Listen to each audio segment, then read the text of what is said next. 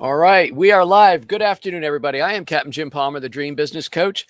I'm the founder of the Dream Business Mastermind and Coaching Program, creator of Dream Business Academy, No Hassle Newsletters, and the host of this podcast, Dream Business Radio, now in its 9th year, which still astounds me. Welcome to another fantastic live interview. My special guest today is Tim Redmond, and he has quite an impressive track record in business. And specifically, what we want to talk about today is creating wealth and success. Give you a little bit of his bio, and then we'll get right into it. For over 35 years, Tim has been growing highly successful businesses, including his work at PricewaterhouseCoopers, growing a software company from 2 to 400 employees and then selling to Intuit, no small feat, and also helping thousands of business owners gain time freedom and financial freedom, something you hear about all the time from Captain Jim. Tim is also the author. He's an author. He's a speaker throughout the world. And he's also featured, and I think he knows pretty darn well, John Maxwell, one of my great heroes. He's featured in his book, The 21 Irrefutable Laws of Leadership. Tim also runs a nonprofit, Redmond Leadership Institute, which trains pastors, business leaders, and government officials in developing countries.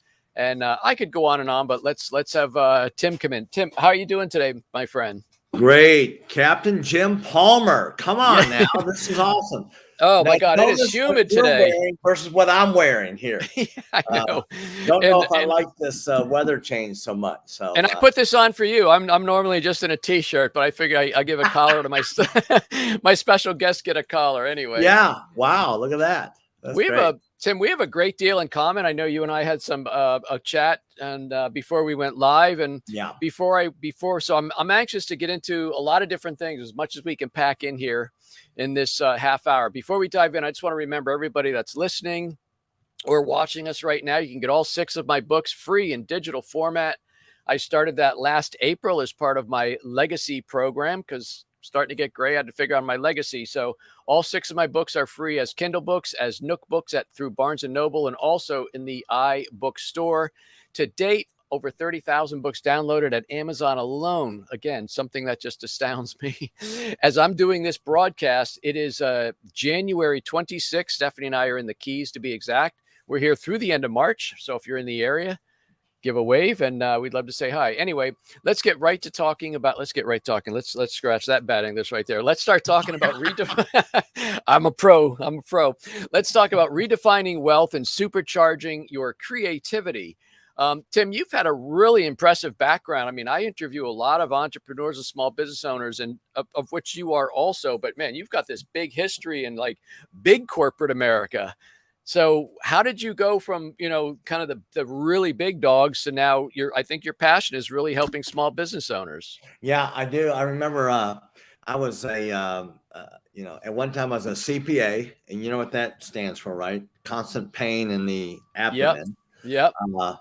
Or whatever body part comes to mind. But I remember being in an advanced accounting class, Jim, and I remember being so bored and hated accounting so much, but I did that because I wasn't going to naturally learn that, and went to work for PricewaterhouseCoopers for a while.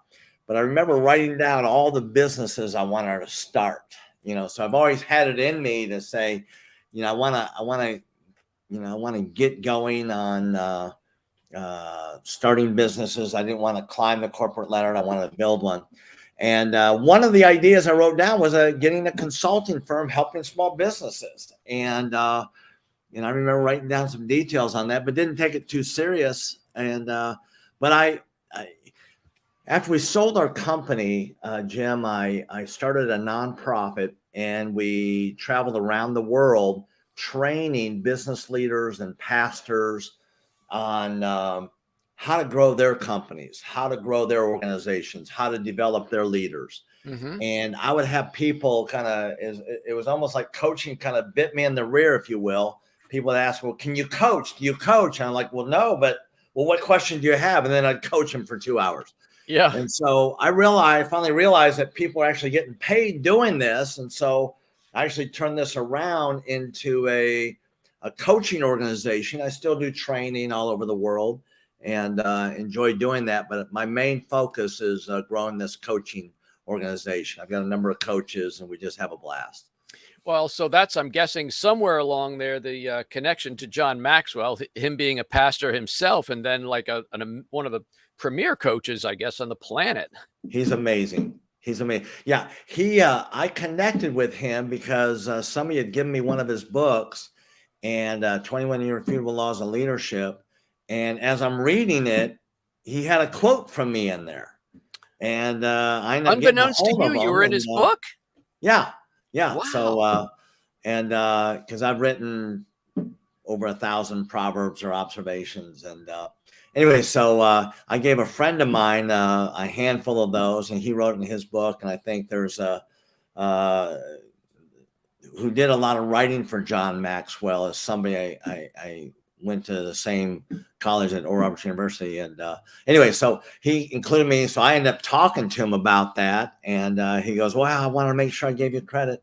Yeah, good. And then we talked about him writing a forward to a leadership book I'm writing. So anyway, yeah, but it was years ago, but I trained about 600 pastors through his program in Bogota, Colombia. So I was the business guy. We team up with a pastor. We tag team, and with a 3-year commitment, we trained again about 600 pastors in Bogota. It was a blast.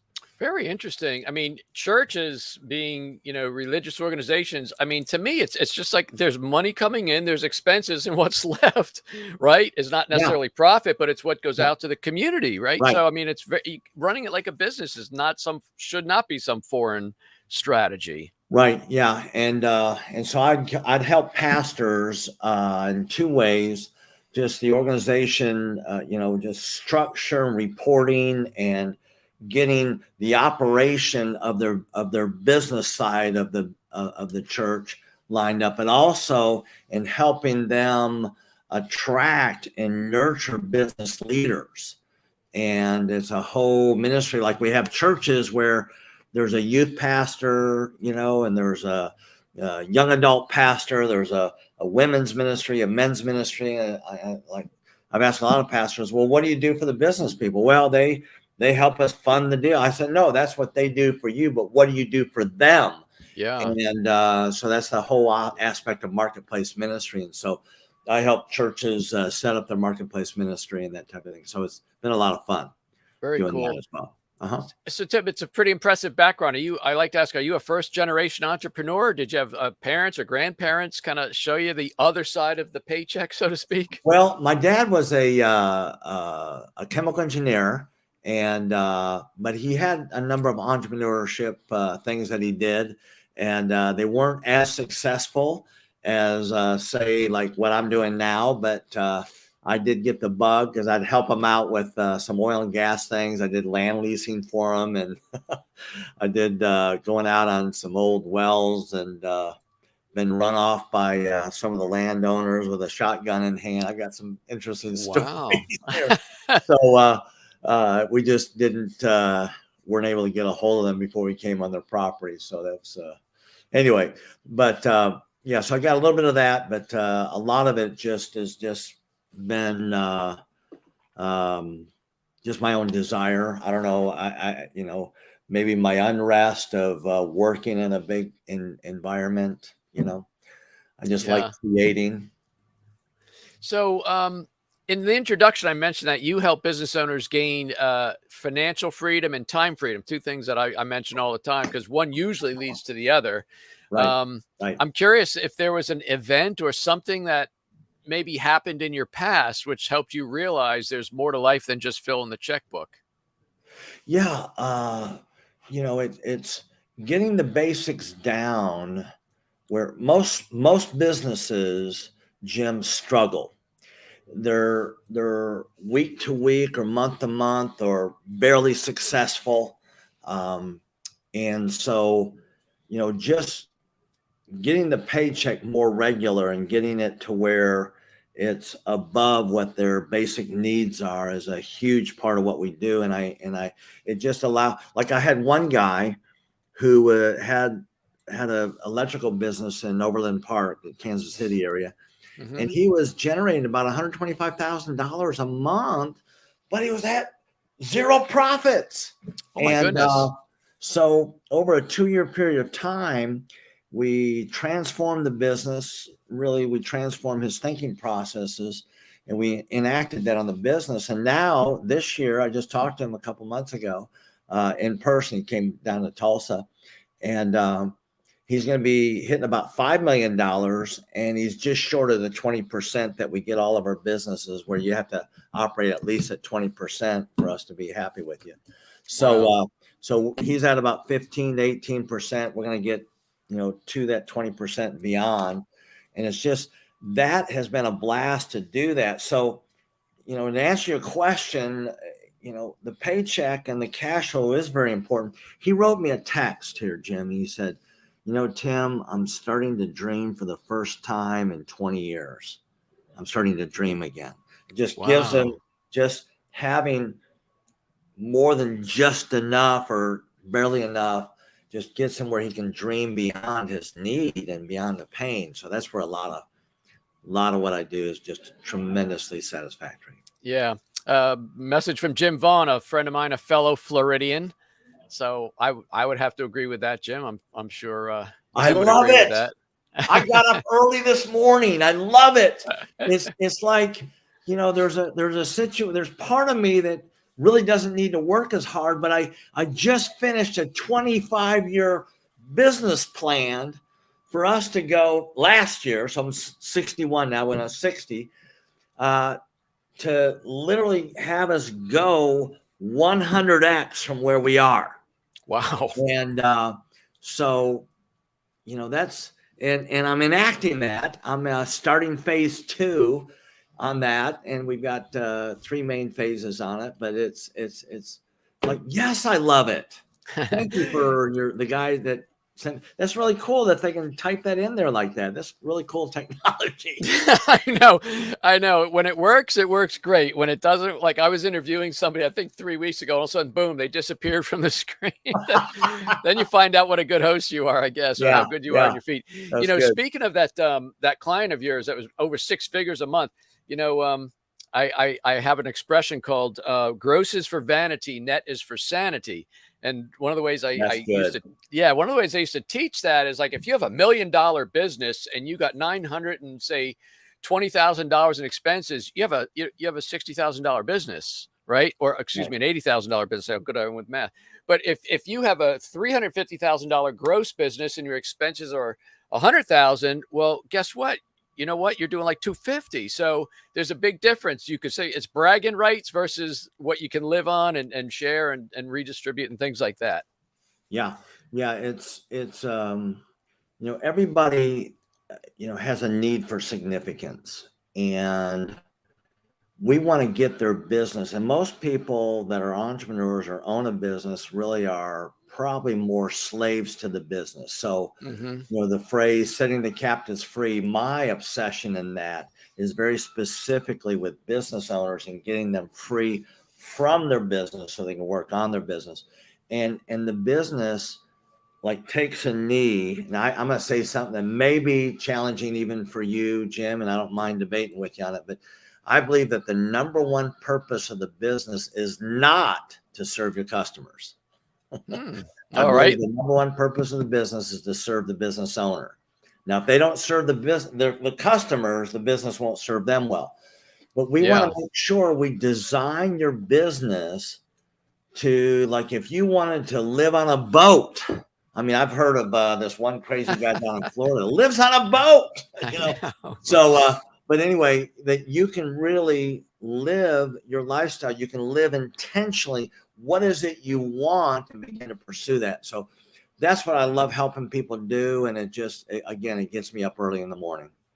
It's interesting. I think this is semi-related, but I'll put it out there. I'm a Christian. I know you're a Christian, and I have no problem saying I'm a Christian, but I don't necessarily run a Christian-based business. And I know it seems weird, and I don't want to split hairs, but this guy I was debating with once said his business is his mission, and maybe it was. I said, I heard an expression once: the best way to help the poor is not be one of them. So let's grow, right? Let's grow a wildly successful business, and then do with the money what you will. So I run my business like a business, right? My business supports our lifestyle and our retirement and everything else. Right. And you're right. The way that you grow and prosper is by taking care of customers. But yeah, that's one of those discussions which sometimes happens every 4 years. The purpose of business and profit and fair Yeah, share and all. and Jim, I just had a meeting with our top clients. That is those people that are in what we call, they're paying a growth incentive. So their business has more than doubled, and there's a success fee that we get involved in it. And every one of these people are like, yes, I didn't think we could hit it. We're hitting it. So I met with them, and we are focused on a number of discussions of multiplying their wealth. And one of them is just, well, how do you multiply your wealth beyond your business? And there's a lot of purpose, and there's a lot of things that people want to pour into, beyond just making money. And it's, that next thing, or that more important thing, is just living on purpose for a purpose. Yeah. And You so, know, so there's some of these people that really have never thought about, well, okay, now that the business is behaving, what should it give me freedom to do? And so we're working through some of those things. yeah. So there's so many things I want to ask you, but I did title it this interview a certain way. So let me get to some of the questions Yeah, I wrote please. down. Yeah. What did you mean by redefine wealth? Let's start there, Tim. Okay. All right. Very good. So wealth means a lot of things to a lot of people, and wealth for a lot of people, it's really, really good if they have it, and it's evil and bad if other people have it. So there's a lot of confusion on it. So I redefined wealth, wrote a whole book called Power to Create, and redefined wealth. Wealth is creating something of value to serve others. So wealth isn't so much an accumulation of goods. Of course, that's one way to define it, but I'm redefining it here as a creative process, or a creation process. You're creating something of value to serve other people with it, whether it's a product or service. Mm-hmm. And I have done these seminars in Ghana, in the back hills in the Philippines. I've done it in Sweden and Switzerland, and throughout the United States and Canada. I've done it in virtually all over in Bolivia, and just really all over the world. And no matter what economic level somebody's at, they can begin to create wealth where they are right then and there. And it's fascinating to live that way, where you can live intentionally to create something of value, and you learn to do it so well through the first be fruitful, then multiply principle, that you learn to do it so well that people want to pay you to get that thing you created. And that's Wow. called business. Yeah. So you mentioned the book, Power to Create, the Ultimate Guide to Eliminate Scarcity and Produce Massive Results for Yourself and Others. A great title. And a foreword by none other than Dr. Miles Monroe. Wow. Another heavyweight. But in the book, I was reading about the pancake revolution. What in the heck is a pancake revolution? Well, I was in Costa Rica doing one of these mission trips, and I was speaking at a large church, about 4,000 people. And the church didn't have any major city near it. It was a number of villages. I go, and there's this pastor that was over. His name was Pastor Soto, and I was through an interpreter, was talking to him. I said, how do you build this huge thing here out in the middle of nowhere? He said, well, this was just a pasture at one time where the church is, and we were in a horrible place economically, our village, where the young people were moving out as quickly as they could because there was no future. And so he began to teach on creating wealth in his own way, and he had a challenge to give people a dollar, or equivalent to a couple of dollars, and says, take this little amount and try to multiply it. And so he cornered this one gal whose husband had left her. She had a few kids at home. They're just in dire poverty. And the pastor corners says, listen, there's got to be something you can do with these few dollars. He goes, there's nothing I can do. My husband left me. I'm, talking about all the need and the disaster and the pain and the victimization, which are very real. I'm not, but when you think from the victim mindset, you can't solve anything. You can't create anything. The first verse in the Bible is God setting up a pattern for all of us to follow, which is in the beginning, he created. He wants us to create. So the pastor finally insisted there's got to be something that you can do. He said, well, the only thing I know how to do is make pancakes, and everybody can do that. And so when you're down on yourself, you kind of diminish what you have in your hand and what you can do with your skill. And Pastor Soto said, you take these dollars and you buy as much pancake mix and batter and eggs as you can, make as many as you can, and then go down as these shopkeepers are ready to open up their shop. Sometimes they come in hungry, they're running late, and see if you can sell your pancakes. Well, nobody's going to buy my pancakes. This is horrible. Well, she did it anyway. And the first day she came running to the pastor and says, I can't believe it. They bought all my pancakes. And a business was started with her, and she grew and grew and grew and grew. And she sparked an economic revolution in her city, in her little village, really. And everybody said, well, is this the gal whose husband left her and she's had nothing? And now she's got a vibrant business. She's giving to the church. She's now one of the bigger givers in the church. And other people said, if she can do it, I can do it. And so that became the Pancake Lady. So, what a great story. I love that. Oh my gosh. And I got to meet them, and it's just amazing. Amazing. All right. I don't even know what town in Costa Rica, but it was Pastor Soto. So. Oh, geez. All right, we got about 8 minutes. I'm going to keep going here. Yeah, please. Chapter 15. I mean, whether you're the creativity one or you work with a good editor, I love the titles of your chapters.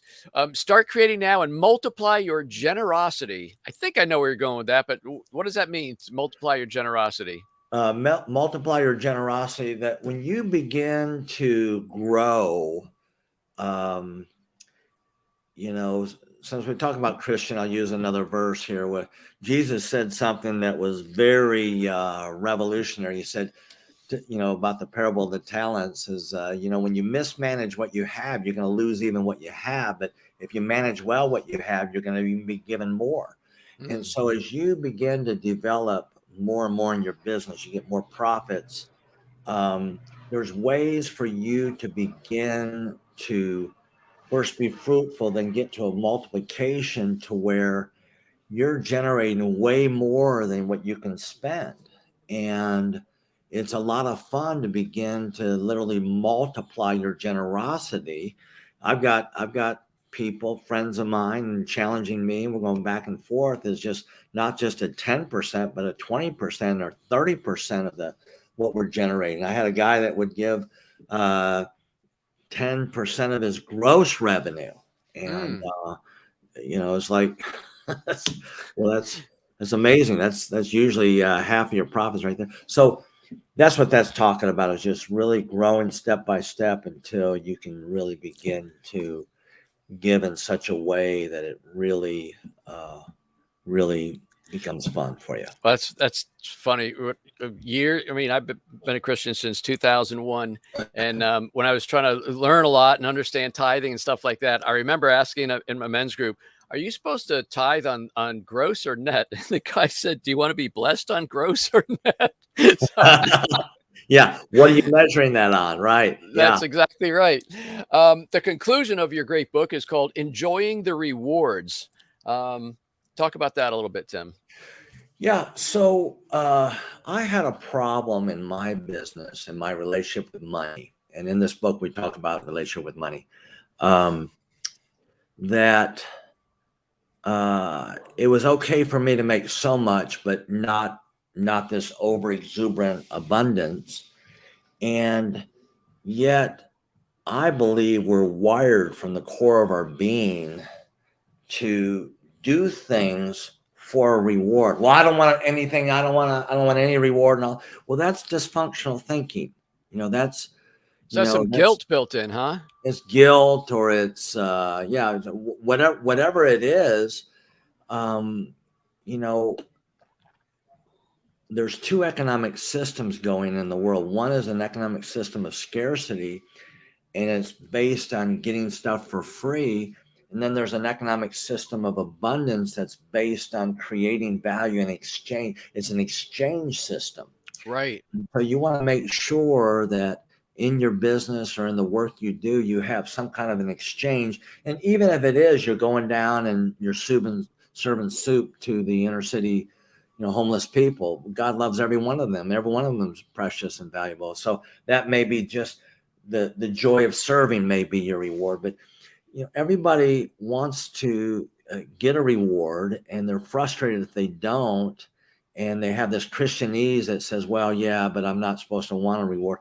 I think God wired you to want a reward. That's And right.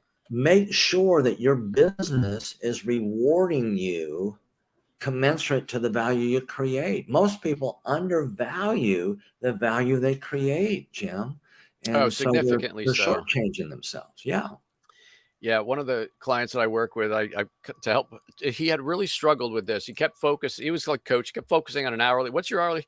Said you don't charge by the hour. You charge by the result, right? So I said, if you spend an hour with somebody and you give them some, whatever strategy, magic formula, the words, and it helps them generate another 50 grand in sales, close a big deal. Is $1,500, which 1,500 an hour is not bad, right? But is that even fair? Right. I believe you should get paid on the result, not the Right. time. Right. Um, Very, very good. so Tim, probably the last question I have time to ask you is, you've been doing this a long time. What do you think successful business owners do different than unsuccessful business owners? Well, there's a couple things. One is they really believe in the power of planning. So Mm-hmm. the two creations where they create their own day and then they live it out, and they get their organization organized around getting really focused. And so that's the whole planning process.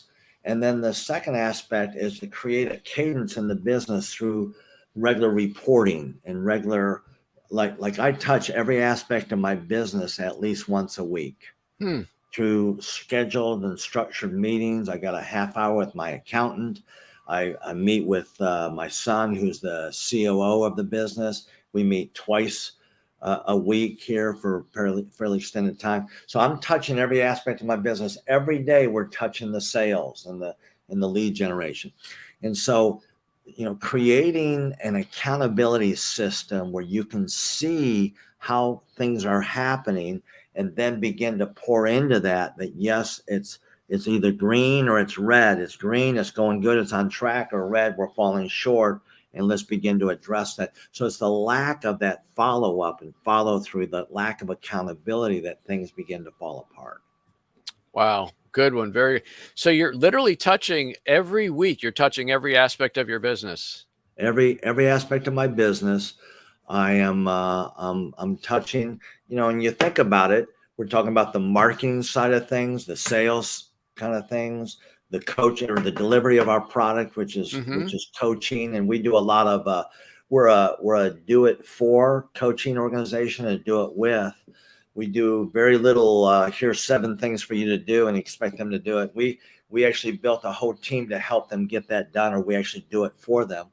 And so, it's touching on that. It's the accounting, it's the numbers, it's every aspect. I actually have developed a process where I know where I am every day of the month and what my P&L is going to look like at the end of the month, and it's fairly accurate, and it just tells me so much. So, that's what I do, is I help companies get to that level where they can really really manage well what they have, and whatever you manage well, you're going to get more of. Whatever you miss, you Exactly. start to lose. Well, that's great. So how can people connect with you? I'm sure we've just scratched the surface. I'd love to have you back sometime, but how can people Yeah, connect with Jim. you in the meantime? Well, what I'd like to do is, if they identify themselves as just say, I love Captain Jim Palmer, or just say Captain Jim. If they identify that, what I want to do for any of your folks that are watching this, if they have a legitimate business, and they want us to provide what we call a growth plan.